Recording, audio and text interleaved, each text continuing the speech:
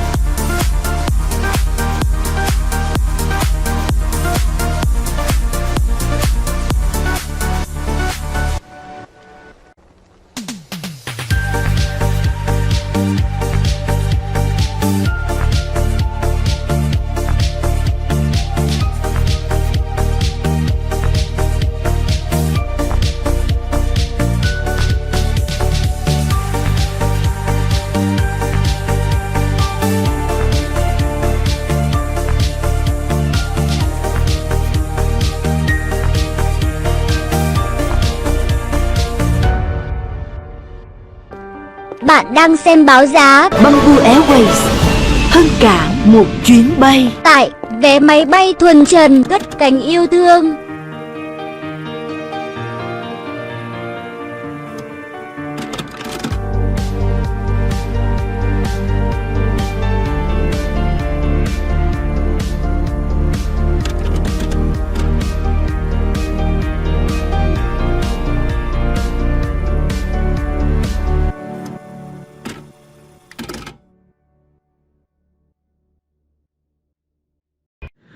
Bamboo Airways, hơn cả một chuyến bay.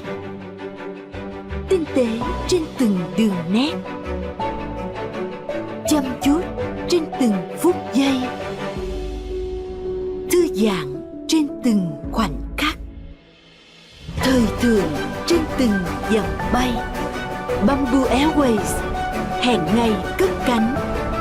Bamboo Airways, hơn cả một chuyến bay.